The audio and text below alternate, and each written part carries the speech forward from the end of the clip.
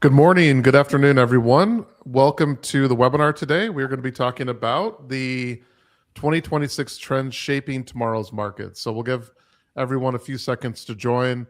If you are able to put in the chat where you're from and let us know if it's hot or cold where you are.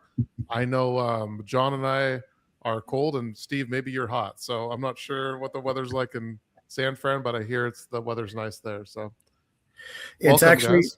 it's a little bit cold today, but not as cold as where you guys are. So I'm not allowed to complain about the cold. Yep, Okay, there you go. Single digits in New York. That's right. That's right. Yeah, if it's warmer where you're at than the rest of the country, you can't complain. That's a rule, I guess. So awesome, gentlemen. Well, I think we've been doing this now 3-4 years. I kind of forget the exact amount of time, but this is always a great kickoff to the year for me, and I know it is for you guys as well. So want to take a minute to introduce yourselves so then we can get going on? Yeah, and I believe this is our fifth time. Fifth time. Okay.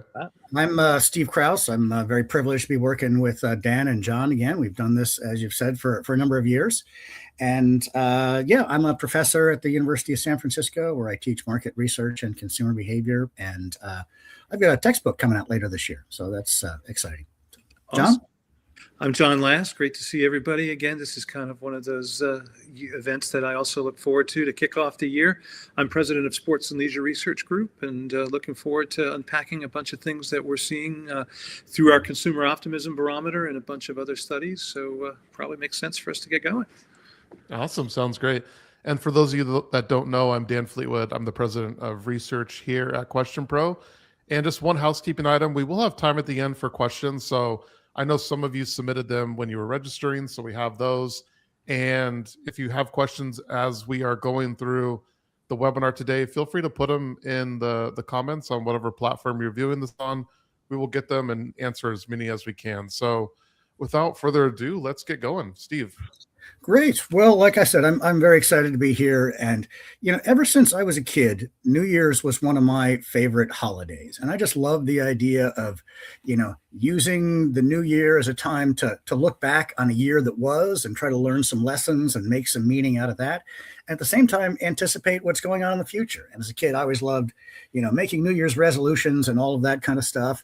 And I came to discover this is actually an ancient tradition that the ancient Romans did this. And in fact, we have kind of the inspiration for today's talk there on the slide. It's an ancient Roman coin depicting the god Janus, who was the god of doorway and transitions. You see Janus had two faces, one looking forward and one looking back. And so that's kind of what we're going to do today. So we're going to start off by taking a look back at 2025, and then we'll finish up with some upcoming trends for 2026.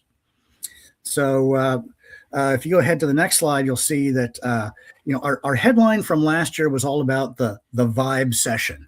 That the macroeconomic indicators looked pretty good. That the job market was doing okay, and the stock market was doing really well. So all those macroeconomic numbers were good, but still the vibes were off. People seemed down. People seemed depressed. People were very anxious. Now, some people have given me credit for the phrase vibe session. I can't really take credit for that. It was actually an economist who's pictured there, who actually came up with the phrase. But I have borrowed it because it really captured the essence of what it was. And we'll see still a little bit of that continuing, but we'll see some slight shifts as well. So I'll kick it over to John. John, you've been running your barometer for how long now? Well, we started this actually right during COVID. This was about 2 weeks after the world shut down. We wanted to understand what it was going to take to get people back to different activities and feel comfortable in their environments. And it's the gift that just keeps giving. It's become a great pulsing of where people are. And obviously with some 6 years almost worth of data right now, it's got a lot to look at. So let's dive in and see a little bit of what we're learning and where we are today. Kind of as you said, Stephen, it's interesting because when we look at people's attitudes, we're actually a little bit more optimistic for what the year ahead provides, but I think it's important to kind of put that in context. You can see on this particular slide that where people's heads are at the end of 25 versus where they were at the end of 24, slightly elevated in terms of people's confidence on whether this will be a better year than the year before, or whether people are looking forward. But of course, that's in context, as one might imagine, based on one's partisan leanings. those sentiments may be a little bit stronger on the right side of the aisle than on the left side of the aisle. And again, if you go back to before the pandemic, only 42% of Americans think that things are better now than they were before COVID. So, that early year optimism is somewhat tempered by a recognition that things have foundationally changed a little bit.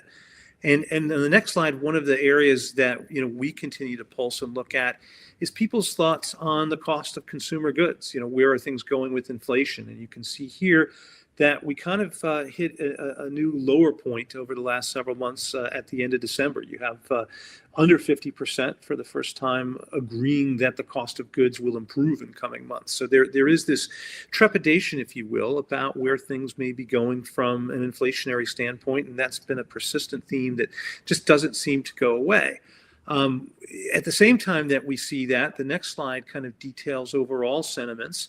And if we go to that, we ask people to kind of indicate their agreement as to whether the country is on the right track or not. And you can see kind of a little staircase going downward as you look across all of these different cuts on the screen. Just 27% who strongly agree that America is on the right track. And again, that varies across partisanship as well as different age cohorts that we've looked at. But there has been a downward trending over the last couple of months. So people definitely a little bit concerned about where things are going for the country. But there's some irony to this. And if you look at the next slide, what we show here is, interestingly, when we ask about whether people themselves feel better off, that's depicted by the yellow line at the top. That's actually improved from where we were back in February of last year. Still only 37% that strongly agree that they're better off than they were 4 years ago. And again, you can see some partisan differences in the boxes to the right. But that's the only one that's going up. If you look at where things stand in terms of people's perspectives on the country or on people's neighbors, that is going in an opposite direction. So it's almost like there's a personal optimism that defies what people perceive to be going on around them. Some things that are motivating that, moving onward, when we look at where people's heads are in terms of the stock market, you can see that over half of Americans, almost 6 in 10, agree that they think the market will be up in 2026. You can see that there's also a slight majority of Americans on the right-hand side that believe that now is a good time to invest in stocks. So a little bit weaker sentiment about personal investment than overall. And again, some pretty big differences based on where you sit, both from a political partisanship standpoint as well as from an age standpoint. So a little bit more positivity on the market, but not necessarily in a significant way. And reflected in that is some interesting data we have on the next slide. We asked people and have continuously asked them where they would be willing to invest, where they see the most opportunity for financial return across a number of different investment vehicles. And you can see on this slide some of the differences that we've seen year over year. And I think that the biggest takeaway from this one is that there's a little bit more diversification in people's willingness as to where to put their money in this hypothetical scenario. A real drop off in terms of those that would consider leaving that income in fixed deposits or other instruments of that nature. Definitely an uptake in real estate, and even crypto is up slightly from where we saw it a year ago. So people perhaps a little bit bolder in terms of where they would want to invest. And similarly, on the next slide, we take a look at real estate or new cars. On the left-hand side, that there's definitely been a year-over-year increase in those that feel now is a good time to make an investment. And similarly, we see from December 24 to this past August, a nice 12-point jump in those that are planning to spend as much or more on travel in the next year as they did in the past year. People definitely looking to reward themselves and get away a little bit. And I'll talk about that when we conclude. In terms of why that may be the case and what the implications of that may be for marketers, given the fact that people are still looking to spend at the same time that they are not as confident about where things sit from a macro perspective than they do for themselves. And what's driving that to some degree is begins to reveal itself on the next slide. As Stephen talked about Vive Session, we've been big advocates and proponents of what we call a K-shaped economy. You can see that in the middle slide. And what the K-shaped economy basically means is that you've got got one branch of the K going up and another branch going down. You've got the haves and the have-nots, and people's sentiments certainly seem to align with that thinking.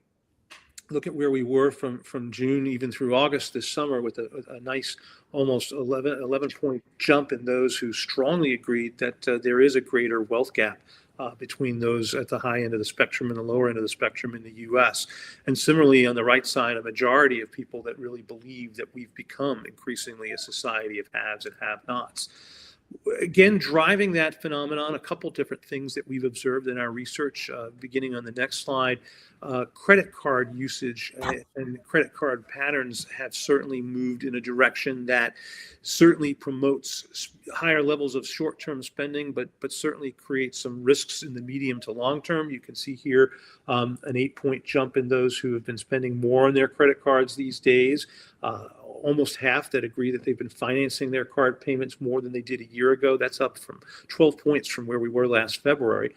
And you can see as well those who have been financing their cards on this bottom slide chart up 10 points from December of 24 to August of 25. So people kind of paying it forward. Another way that people are paying it forward is reflected on the following slide, which really points an interesting phenomenon in terms of what a number of economists have defined to be a pretty significant, the most significant in our history, intergenerational wealth transfer, an estimated $106 trillion to pass between generations by the year 2048. So we went out and we asked consumers in the barometer in December whether they feel that they have inherited or expect to inherit what they define to be a significant or meaningful amount of money in their lifetime. And a third of Americans agreed that that would be their own personal situation. And you can see that among the younger American adults, those under the age of 45, we're at almost a majority, close to 50%, that feel that way. So it's really clear to us that a lot of what's driving this consumerism, among other things that I'll kind of highlight as we wrap up, is just this spending of dollars forward, whether it's credit card payments or potential inheritances or even just a desire to actualize for today.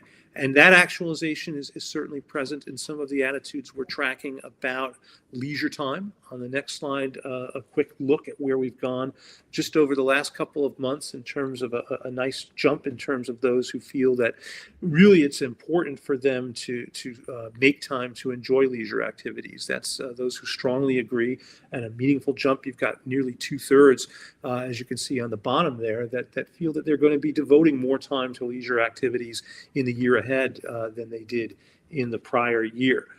In terms of what they're looking to do, we've asked people, and on the next slide, you'll see a look at some of those particular activities that people have participated in since the beginning of COVID. And you can see that from September of 24 to September of 25, we've seen pretty strong increases across things like live sporting events, taking commercial flights, going to amusement parks, or cruise vacations, fairly statistically consistent with retail stores and those seeing movies in theaters.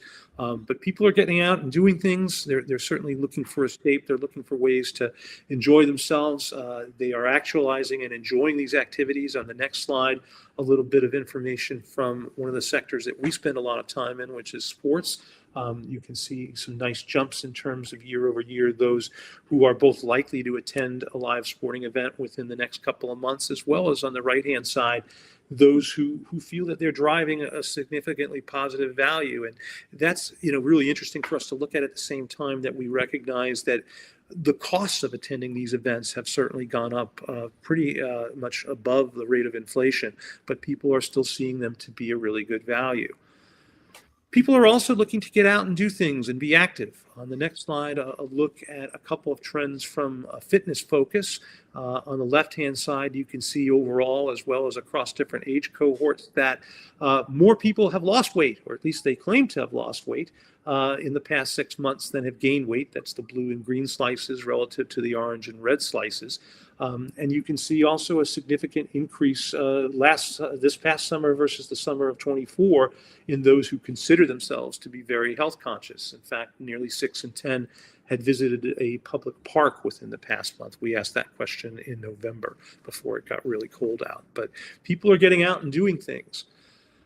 Though a couple of other thoughts on some trends that are kind of driving what consumer attitudes are, and we talk about polarization, we talk about people's attitudes. Certainly the media continues to be in the crosshairs. You can see that nearly 5 in 10 strongly agree that there's no such thing as objective news anymore. People are turning to more and more sources to try to find some sense of what's really going on.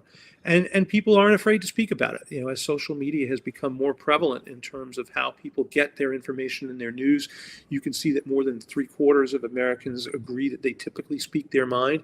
And in the middle box, that doesn't necessarily work to their advantage. You've got almost as many that feel that people today are ruder than they were 10 years ago. So we may speak our minds, but maybe not necessarily in a way that's comforting to everybody. It's even gotten so much so that we asked this question right after the elections this year. It's not enough that people that they disagree with are wrong, but more than a third actually believe that they're evil. So some pretty strong separation in terms of people's attitudes about what's happening.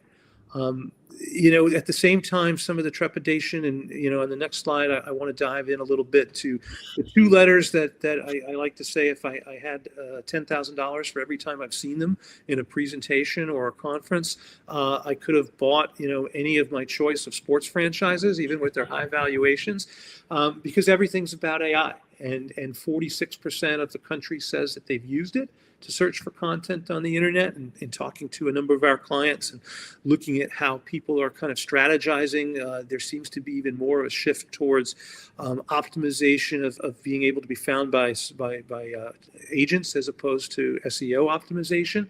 And when we asked people what was the biggest threat to U.S. jobs over the next 5 years, the overwhelming choice, nearly 47% overall, felt it was AI, more so than immigration or offshoring of jobs as what could be challenging for the marketplace. Now, that said, we've also seen a real shift in people's attitudes. One of the big themes that I've been talking about with clients has been this real inflection point that we've seen between people who are looking for high touch versus people looking for high tech. And it's very consistent with what the Gartner Group has defined as their hype cycle. You can see, for those who are not familiar with this particular phenomenon, this is kind of the diffusion of innovation. And for AI, we've kind of moved up that slope from the innovation triggers to that peak of inflated expectations. There's a belief that, particularly for large language models, we've begun to cascade down that trough of disillusionment. Maybe not so much so for agentic AI, but where things ultimately go is there'll be a little bit of backlash, and we're seeing that perhaps in some of this shifting towards people getting a little bit more frustrated with having to deal with automated concierges and other automated systems for making reservations, booking things. So it'll be interesting to see where we ultimately wind up. The Gartner model has that slope of enlightenment that comes further in the time cycle, followed by a plateau of productivity where people begin to accept and embrace and kind of meet the technology on terms comfortable for them. As I say that, one thing that everybody agrees with, at least, relative to some of the divisiveness that I talked to a moment ago, on the next slide, you can see that when we ask people about whether it would be worthwhile for there to be more government oversight of the development and diffusion of AI, as well as whether there should be active steps taken to regulate it. It doesn't matter where you sit on the political spectrum. You're generally in agreement that there needs to be some guardrails put up. So we'll look to see how that manifests itself in the year ahead. So where do we ultimately wind up? I'm going to speak to some implications on this after Stephen goes through some even fresher insights. As you know, we always do a big study right before we do this seminar. So Stephen's going to talk a little bit about what we've just learned from a tracking study that I believe just got out of the field late last week. Is that right?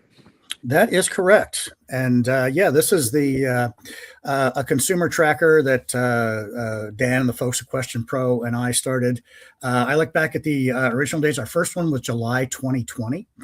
And it's kind of interesting because as I look back at those data from July 2020, obviously, we were a few months into the pandemic, but, there wasn't at that time like a huge amount of consumer stress. If you remember, it was March 2020 when, the NBA shut down and a lot of things really started to shut down. But I think we didn't have a sense of this thing was going to go on for years. People just thought, hey, this will be, you know, a month or two, and it'll be kind of fun. We won't have to go to work, and we can just watch Tiger King and bake bread all day. And so so that was kind of what we found in the July 2020, our very first one. And then after that, we started doing it in January of each year. So we started actually doing it annually in January of 2022. So I guess that makes this our fourth year. So yeah, so always exciting, always interesting. You know, we're tracking a lot of the same questions over time. So yeah, you can go ahead to the next slide. And this is one of the first ones that I look at. We ask people just on a 10-point scale, how are these different aspects of your life going? And then we asked on that same 10-point scale, how are things going in society? And so if we look at the January 25 versus January 2026 numbers over there on the right, you know, I've highlighted in red all the ones that are down significantly, which is just about everything, basically. And, you know, not as down severely among the personal things. In the past, we've called this bifocal optimism, that people were relatively optimistic about things like right up close to them, but in the broader sense of social or economic things, they're much less optimistic. And we see that if you just, you know, compare that final column of January 2026, you know, the first 6 items on there, the personal ones, you see that, yes, they are down, but they're still a lot higher than the societal ones down there at the bottom. So a couple things really stand out to me. First is that mental and spiritual health is down pretty significantly. So even among those personal things that they're looking at, this is the one that we saw the big drop in. So 7.4 to a 6.9, that's a drop of half a point on a 10-point scale. That's pretty substantial for just 1 year. So you also see, you know, very modest declines in family members' lives, your life in general, your social life. You see big drops when we get down to the bottom, the social ones, stock market, job market. We'll talk more about those in a little bit. But especially when you get down to America as a whole, we also have an item in there, you know, race relations and social justice. And it's just, it's sad to me that item has a new relevance again. You know, we put that in back when, you know, Black Lives Matter and George Floyd and all those things were dominating the headlines. And then the last couple of years, I look at that item, race relations and social justice. Gee, that sounds a little outdated, but sadly, it's not outdated anymore. So overall, you see, you know, the average among those societal dimensions is down, you know, 6/10 of a point. So again, pretty dramatic for just 1 year. So and I think that tracks pretty well with what we're seeing. You know, people are concerned about the economy and things going on politically, and how is that affecting our lives? Well, it's kind of mental and spiritual health, but not so much in some of the others. So so I think that's very consistent with kind of some of the things that you were seeing, John. Kind of greater focus on entertainment, getting out of the house, doing things, doing social activities, because I think people are.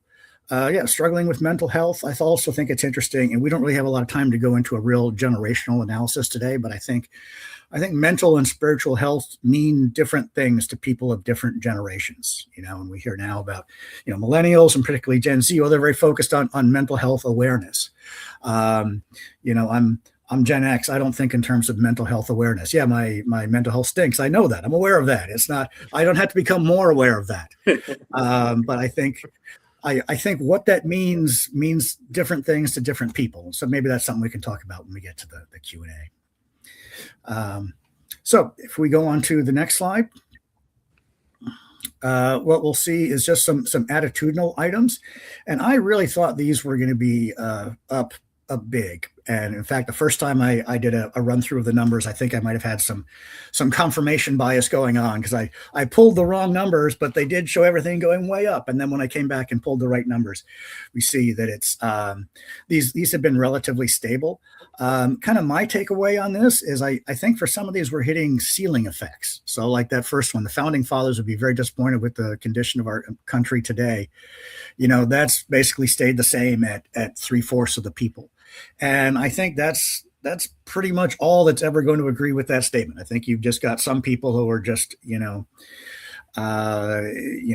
very very patriotic, very, believing that, hey, it's democracy moves forward in halting steps sometimes, but I think there are still a third to a quarter of the people who have kind of that sense of, it's not perfect, but I don't know that the founding fathers are necessarily rolling over in their graves.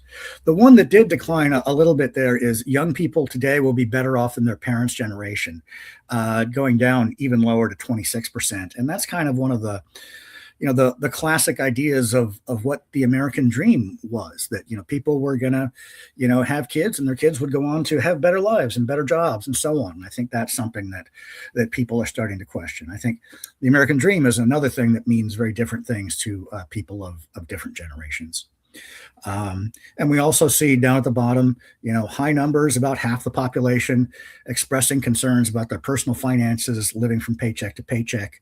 But you see those haven't really changed. We haven't seen obviously sharp spikes in unemployment numbers. The job market isn't great, but it's kind of settled in with the number of new jobs and number of people leaving jobs is about steady. So I think this is one more area where we kind of see this bifocal optimism. Yeah, we have a lot of concerns about the economy as a whole, but when it comes to how is the economy affecting me, we will see concerns about inflation later on. But for the most part, it's not the level of anxiety that one might expect. So if we go ahead onto the next slide. So a whole lot of numbers on here. Don't show this to any of my students because this violates everything. I always tell them about how many numbers to put on a slide. But in the interest of having things be complete, I decided to put everything on there. I did do a little bit of shading. So there are a couple of ways you can look at this. The way I've shaded it is just, which row of that table has the highest number in it. And so we asked for all of these different things. What are you going to do more of in the next year? What are you going to do the same amount? What are you going to do less of? And so, like I said, I've just, highlighted in there the column that's got the highest number of it. You can also look at it as, those who say they're going to do more minus those who's going to say they're going to do less. So that's kind of a net promoter score, or you see those on TV all the time these days when people are looking at political polling numbers. They'll look at, what's the net? What's the net? The people who like it versus the people who don't like that person. And so here are kind of equivalent of that net is the people who say they're going to do more versus those who say they're going to do less. That's a pretty consistent story, is that, people start the year optimistic about things, but even given their optimism, a lot of these ones, especially up at the very top of the list, are trending higher than we'd seen in the previous year. So in particular, exercise, take care of myself, spending time doing hobbies, those kinds of self-care and social activities are definitely trending up from what we'd seen last year. Also worthy of note is way down at the bottom is drinking alcohol. Now, it's that item is kind of shaped a little bit by exactly the way we have it. Not a lot of people go into the year saying, "Oh, I'm going to drink more alcohol this year." But as you can see, we did have 19% of the people who said that. But if we look at kind of that net, 29% said they're going to do less. We've got 23% saying they aren't drinking at all right now. So that's a little bit higher than what we've seen. Of course, if you look at kind of the commentary in social media, there's a lot of talk about Gen Zs moving away from alcohol. Mocktails are a big thing these days, non-alcoholic beers. There are a lot of things that are kind of trending up around that. So I think we'd see a sharper move away from alcohol if we looked at things by generation. So that's kind of what we see there. A lot of those self-care and social activity things are up relative to previous years. So if we go ahead to the next slide, we have kind of a similar kind of question, only this asked about spending. And I apologize for my table not being the most beautifully formatted one at all, but it's a similar kind of thing, whereas I've highlighted in here, what row or what column is higher than any of the other rows for that item. But you can also look at it as kind of the at what the net is. So we have people saying 44% saying they're going to spend more on groceries. And this is something we have to keep in mind with this kind of question, because this question might mean for something that is, purely discretionary, it could mean, oh, I'm going to do more of that, so I'll be spending more on it. I think people are not going in with that mindset. With groceries, they're thinking, oh, it's inflation. I'm going to end up having to spend more money on groceries, I think is the interpretation of that one. But if you kind of use that net analysis that we were talking about before, I think one that really comes up as interesting is restaurants and dining. So we've got 34% saying they're going to spend less on restaurants and dining, compared to only 21% who are going to spend more. So I think that speaks to the whole restaurant industry is having a tough time and is just continually beaten up on value. And so you've got every fast food market rethinking their value menu. You've got all of the the next level up to the casual dining stage of Chili's and Applebee's and those kinds of places are really going all in on their value menu. So I think that's definitely a part of what we're seeing there. It's also interesting that 21% say they are going to spend more on restaurants and dining, and that corresponds like pretty much exactly to what you were talking about, John, with that K-shaped economy. That Yep. It's about the top 20% or maybe the top 30%. When I used to run the Ipsos affluent survey, that was how we define affluent. The top 25% or so of the country in terms of household income. And so I think that's what you're seeing right there. There are some restaurants that are doing well, and they're the ones who are able to capitalize on that, more affluent group within that K-shaped economy. Finally, at the bottom, you also see, again, some similar numbers in terms of alcoholic beverages. Again, it's not a question where a whole lot of people come into the year and say, yeah, I want to spend more on alcoholic beverages this year.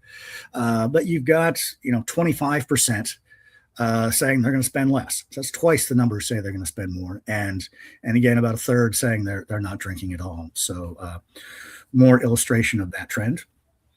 If you go ahead to the next slide. Yeah. So we've asked some questions about economic worries and also where people think is a good place to put their money at this time. And here you see things pretty much split between good and fair. The stock market has been doing great. Altogether, about 60% of the U.S. population has some exposure to the stock market, but a lot of that 60% is people who just have money in a 401k, and so it's not a huge amount of money, and they can't access it for a while. So I think that is part of what comes into play here. So on the one hand, the stock market is up, and that is obviously good news for people who are invested in the market. But I think there's also kind of the feeling that how much higher can the stock market go? There are certainly, a lot of the hot stocks these days. There are a lot of questions about, what's their price earnings ratio? Are they really overvalued? So if you're looking at, NVIDIA or Palantir, those stocks are very expensive if you look at something like price to earnings ratio. And so I do think there's the sense of a lot of things on the stock market might be overpriced. It's been on a good run for a long time. And, even with all the uncertainty around tariffs, the market hasn't taken a big hit. There have been occasional days when the market took a hit, and then, the government seems to, respond very, very nimbly, perhaps too nimbly to ups and downs of the stock market. But I do think that's what we're seeing here when we see, there's really not an investment that most people are saying is excellent right now. Gold comes up high, which just kind of speaks to general uncertainty. But otherwise, the top responses are generally split between good and fair, and people have kind of it's been a great ride for the stock market. Not sure that's going to continue. And so if you go ahead, Dan, I think that might be it till we get to our general takeaways and conclusions. John, you want to go first? Sure. So what are the implications of what we're seeing? I mean, it's great, Steve, to see that both the data that we've just collected, that you've just looked at and revealed, are pretty consistent with what we've been looking at. And I wanted to try to summarize how this kind of applies to the marketing strategies that we think will be most resonant with consumers in the year ahead. And anybody who's taken any marketing classes is certainly familiar with the old 4 Ps. I think, we were teaching that. You may have taught that the first time you ever taught a class, Steve, or when you were a student. And I know I was a student. So we all know about the 4 Ps as being part of strategy, but as we think about all these trends and all these attitudes and perceptions that are really consuming the mindset of consumers today, we see it kind of formulating in a new construct, which we're calling the 4 Es. And on the next slide, I want to spend a moment just kind of going through what these are. We feel that these are kind of the triggers, if you will, that marketers can really jump on right now in positioning their products and services to really connect with consumers. So the first of the 4 Es is what we call emotional connection. And we talked a little bit before about what's going on with AI and perhaps that dichotomous split between those seeking high touch and high tech. And we're seeing some pretty interesting signs as dictated by the data points that I've outlined right here. People are a little bit hesitant perhaps to buy through digital apps relative to going into a store. The stores are certainly not going away. Less than half strongly prefer that making reservations through an app is their favorite way of doing it.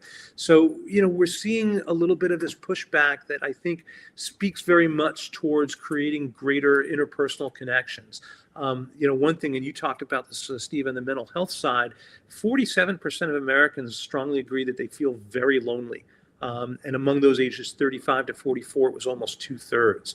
So to the extent that brands can really create more of a direct connection with people and not feel that you're just kind of being thrown off to a chatbot agent, you may have an opportunity to strongly connect and stand apart from those that are just kind of going for the shiny new toy. It's not to say that that's going to be something you ignore, but understand your customer, know what they want, meet them where they are, and recognize that particularly when you look at older generations of consumers where there's a higher concentration of income, that desire for personal connection is something that I think is going to be amplified or should be amplified in the short term. Alongside with that, we talked about people wanting to get away. We talked about people wanting to really live for today versus the live for tomorrow, and experiences continue to be really almost as important, if not more so, than financial. Those who agree with the statement, it's important for my life to include a number of unique experiences, actually is up 14 points year over year to 53% who strongly agree with that. So make what you're offering something that is unique and special for them. This is particularly stronger amongst the younger generations that are so coveted today. The third of the E's that we look at is eagerness. And I think this ties really nicely into themes that you and I both talked about, Steve, in terms of the fact that we're kind of waiting for that other shoe to drop. We better get it in now while we still can, because who knows what's going to be happening societally or economically in the near future. And those who agree with kind of a live for today versus tomorrow philosophy has gone up to 2/3 from 57% a year ago at the end of November. 78% of Americans agreeing that the statement, I need a vacation. So it's like, let's get ourselves to enjoy things. And driving that is a word that I think we've heard a lot, and we've probably, maybe unfairly attributed it more to younger generations, and that's entitlement. Entitlement is something that I think people are feeling regardless of what age they are. And what we mean by that is people feel that they deserve these rewards. They feel that, hey, these last 6 years have been tough. We had to go through with COVID. We've had, different economic stresses, certainly the divisive political culture that we are in right now. People feel that not only do they want a vacation or need a vacation, but they deserve it. 80% say that they deserve it, and 87% of those under the age of 45. You have 4/5 saying that people are more in it today for themselves than they were 20 years ago, and 3/4 who agree that people today are more selfish than they were in their parents' generation. So the marketers that can play to these particular constructs, what we're calling the 4 Es, I think are really going to hit a hot button and be able to really resonate, because they're satisfying these realities right now that are driving a lot of the factors that we've just talked about. This perhaps irrational spending based on where people see the economy going, or perhaps the fact that people are seeing themselves to some degree as being immune to what may be the larger situation. So yes, it's all hyper local and it's driven by this K-shaped economy that we live in, but particularly where there is going to be spending, these are some of the values and constructs that we see being really prevalent in the year ahead. Yeah, that's great. And so by way of summing up, I'll just I'll share two ideas, and the first one is on that slide that you see there. We talked about the K-shaped economy. This is kind of another a little nuance that I kind of add to the K-shape, and so I use the example of DoorDash. And so there are three kinds of people. There's one kind of person who owns DoorDash, and so that's the founder of DoorDash. He's a billionaire, of course. There's another kind of people who order DoorDash, and to order DoorDash, you got to be kind of affluent, basically, if you're going to do that on a regularly consistent basis, because that definitely gets to be expensive. So that's a more affluent top 20, top 25% of the population. And then we've got everybody else. We got the people really down struggling in that bottom, 80% of the income distribution. Those people who are driving for DoorDash, and they're trying to make ends meet. They've got their side gig. Usually they're trying to grind. And so I think of the economy as in kind of these three ways. It's always interesting to me that, we've seen the rich get richer over time. We've not seen really kind of the poor or the struggling kind of, rise up and overthrow the economic structure. And I think because in America, it's just such a fundamental part of the American dream. Oh, you could get rich. No, I'm not rich right now, but I'm going to get on DoorDash and grind it. And maybe I'll, hit the lottery or start my own business someday. Or I think that's still in the minds of a lot of people. So I think of the economy as having those three kind of layers. The final thing that I wanted to mention before we open it up to some questions, actually somebody just sent me this yesterday. There was a really interesting article in Condé Nast Traveler, a famous travel magazine. Probably many of you know it. But they just had an article on their top travel trends for 2026. And they listed 6 of them. And I thought they were like really spot on with the other trends that you and I have been talking about, John. So I'll just go through them real quick. One was luxury train hopping. So what are you doing? You're going slower. You're going to see the scenery.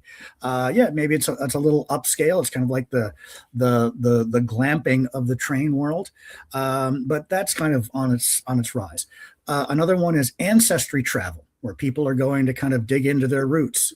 And so that is also kind of a very, family-oriented, experiential kinds of thing. The third thing on the list was dry tourism. And so we've talked about that it's not so much the wineries and vineyards and so much anymore, that it's going to have a dry feel to it. The fourth one that I thought was interesting was astro cruising. And actually, my sister is going to do this. She's going on a big cruise, I think, to England. But the real appeal of the cruise is that halfway through, when they're out over the ocean, it's going to be a full lunar eclipse. And so this is kind of a thing now, which again, it's very experiential. It's capitalizing on those events when they happen. But astro cruising is another idea. The fifth thing they had on their list was museums ditch the glass. And certainly we've seen in some museums, rethinking how they're creating their exhibits, making things more hands-on, making things so you can touch them. I remember years ago, I went to the Ford Museum in Detroit. And one of the things I thought was really cool was they have the original bus that Rosa Parks refused to give up her seat on. But unlike museums, it wasn't behind velvet ropes or anything. You could get on, you could sit in the seat that she was sitting in. And I found that was a really powerful experience. Yeah, we've actually done some work in that space, Stephen. The whole idea of interactivity has become so prevalent in museums and halls of fame. It's quite telling. Yeah. Halls of Fame is another good example of that. Yeah. And so the final thing on this Condé Nast list, and then I'll stop from here, was grocery shop tourism. So when you go to another country, yeah, you always want to, check out the restaurants and see what it's like. Well, now going to their grocery stores an experience where you're saying, oh, what kind of brands are there? What are the prices like? And you get more of a sense for, the day-to-day life of people living in a country. If it's not all restaurants, but you're checking out the grocery stores and the day-to-day places where people shop as well. Yeah, that is a thing. That is a thing, Steve, for sure. I know last year in Prague, I went to the grocery store just to see what they had and to check things out. So I definitely agree with that. And the astro cruising, that's very interesting to me. That'd be fun. Love that. Yeah. So I thought all of those are really kind of consistent with our take on more experiential, better relationships with people, more high touch, like you said, John, not just the high tech. Immersion and through escape. It's a great way to kind of illustrate a lot of what we've conveyed. Yeah. It's interesting. So, Steve, I did have Tiger King on my bingo card. So thank you for mentioning that. How about baking sourdough bread? Was that on there? I did not have that one, but Okay. a few thoughts, and then we'll get into some Q&A here as I was listening to you guys and excuse me, kind of reviewing the numbers here. John, one number that always gets me is the $106 trillion transfer of wealth. Like, that's such a big number. I can't even fathom it, but it keeps showing up year over year in terms of your research, right? Yeah, it's just, I see it being a pretty rational contributor to some of the disparate spending versus attitudinal, and certainly, and when we ask people about it, as you saw on the slide I presented, there's attitudes there. People, 33% is a substantial percentage of people that feel that this is applicable to them. And credit card rates, I know last year we shared some slides on that. Credit card spending, credit card debt, and revolving credit continue to be at nearly all-time highs. It's just, we're not deferring our actualization these days, and I think that continues to keep things from imploding. Got it. So we need to all find our rich uncle then, is that right? Is that what I'm hearing? Yeah, either that or be more pragmatic. I don't know. Yeah, all right. I've been on the lookout for I call it a runkle. I want a rich uncle, a runkle.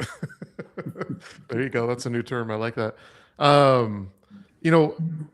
My parents always told me, like, focus on what you can control, right? And it feels like in some ways that's what people are doing, where they're focusing on their health, even their spending. I mean, they're spending more, but yet they know that they can't control everything that's going on in the economy, the political landscape, and so forth. But to me, as you guys were talking about some of the numbers, like, that was kind of a general sentiment. It's like, hey, I'm going to go on trips. I'm going to do the things that I know I can do, but I don't know what to do about the things that I can't control. Is that fair, or what do you guys think about that? Yeah, I think that's reflected in some of what we talked about in terms of that entitlement the selfishness that, hey, I'm going to, even tie it back to, like, hey, the people that disagree with me, they're not just wrong, they're evil. It's kind of like the old faith popcorn cocooning thing, right? You're going to congregate into what you're most comfortable with. You're going to put yourself into a place where you can, look out for number one. And, again, we can argue for a long time whether that's sociologically or philosophically the right way to go, but it just seems that people are doing that more now than they may have done a generation ago or even a half a generation ago. You see the same thing, Steve? Yeah, I'm just my mind's going places because I did not have Faith Popcorn on my bingo card. No. It's been a while since I've talked about her, but she the cocooning term. I actually see her on TikTok. She's active on TikTok, so that's pretty cool. Still around. But I like the phrase you used, John, is we're not willing to defer anymore. Maybe it's just because I'm getting to a certain age. I'm like, hey, I'm running out of time. I got to start doing some of that fun stuff that I'm always talking about on these webinars.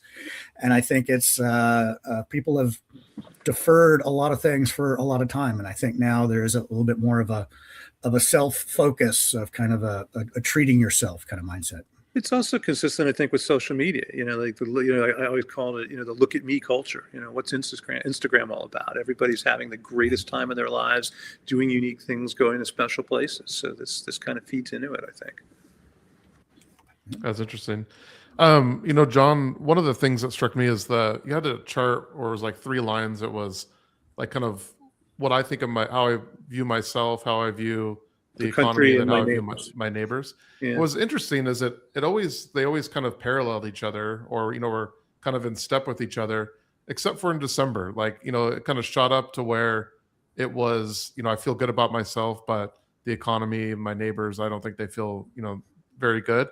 I'm curious to get your thoughts on there. Like, what do you think was the impetus to that, or like what changed to make that kind of deviate from the norm there? It's a good question. I don't have a definitive answer to why there would be a 1 month aberration. I mean, we've seen, over time, obviously, in terms of the height of those lines, that people's thoughts about their own situation have consistently outpaced those about others. Um, Hmm. it is the holiday season. Maybe you're feeling good about, you've gotten through another year and you're Hmm. kind of kicking back. But I just, the question or the finding that most parallels that is I think people are going to give themselves a little bit more of a self congratulation than to others. And I guess the one thing that I keep going back to, we'd asked a question about whether people felt that they were smarter than the average American. Are you average? Are you below average? Or are you above average? And the majority was above average, which, as we all know, statistically is impossible. So Hmm. people hopefully are maybe a little bit more half full than half empty. Yeah, interesting. Interesting. There's a question here from Anna H. I don't know if we have any data on this, but are you seeing customers stick with familiar brands rather than experimenting with new ones? Do we have any data on that? John, do you cover that in your barometer at all, or? We look at it a lot of times in some of our work with sporting goods manufacturers and some of our other clients in the travel space.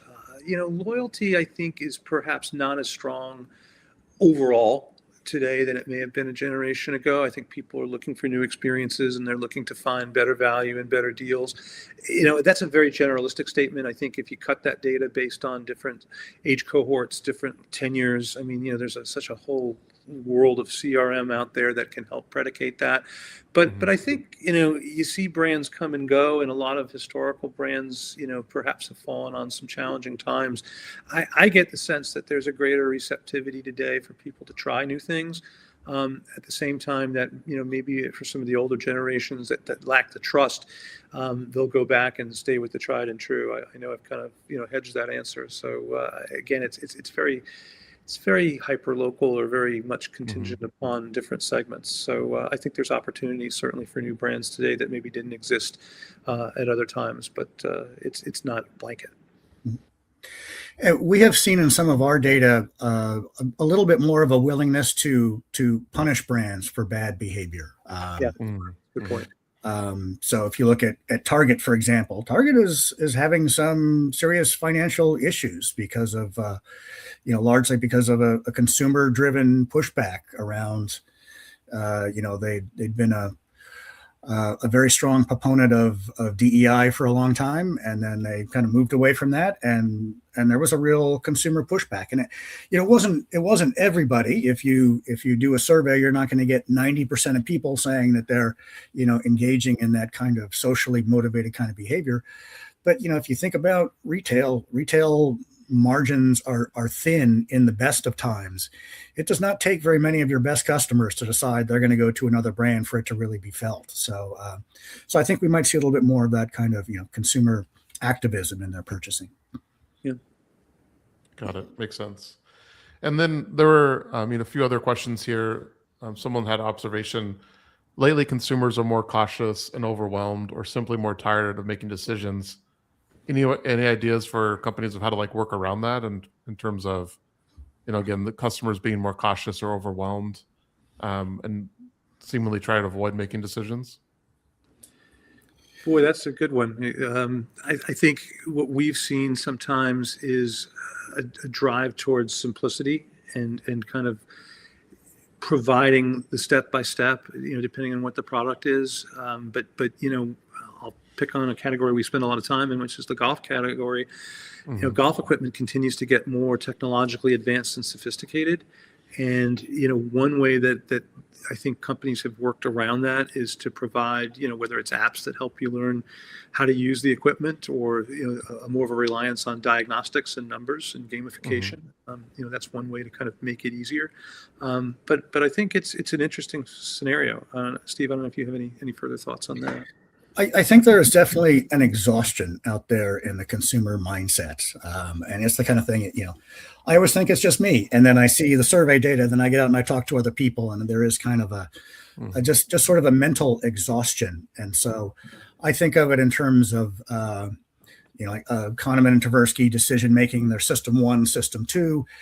Some decisions are really thoughtful and you're going to go deep on it, and things you really enjoy. And so you get those new golf clubs. Yeah, you might want to get the new app and take a few lessons and do some of those things.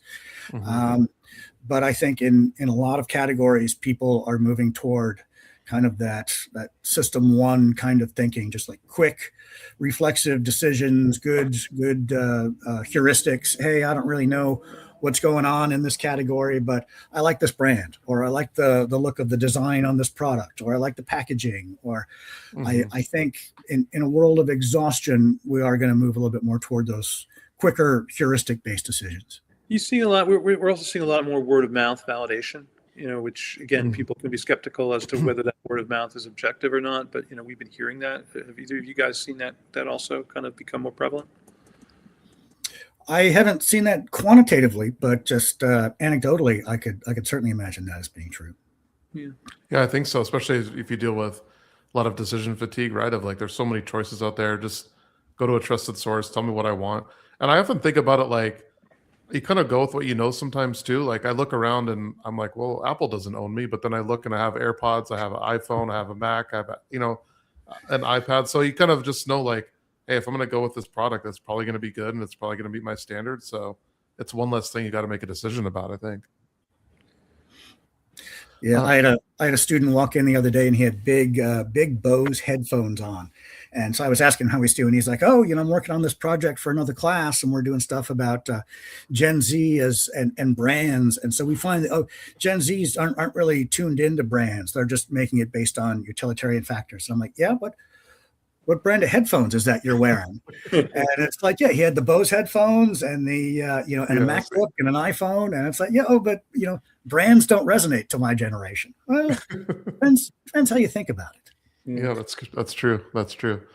I think there's some other questions here. We can certainly get those and maybe answer them in another format. But I know we're just about out of time. Any parting thoughts, guys, before we wrap up here? If not, we can go ahead and call it a wrap for this year's consumer trends research. I think that does it for me. John, any final thoughts? No, I mean, the only other thought that I would have is as it gets more sophisticated, the shameless plug for what we all do, I think research becomes increasingly important because you need to know what people are thinking, and you can look back at the past, and it's not always a predictor of the future. So that's one thing that custom research is always going to do, and you may not get by looking at what happened a year ago may not be applicable to what's going to happen tomorrow. Awesome. Well, hey, thank you, gentlemen, so much for joining again this year, and hopefully we do it again next year. So until then, thanks everyone for watching and listening. There will be a recording that will be sent out. So if you missed anything, go ahead and view that. Without further ado, we're going to go ahead and wrap it up today. So thanks, everyone. Thanks, guys. Thanks, everybody. Take care, everybody.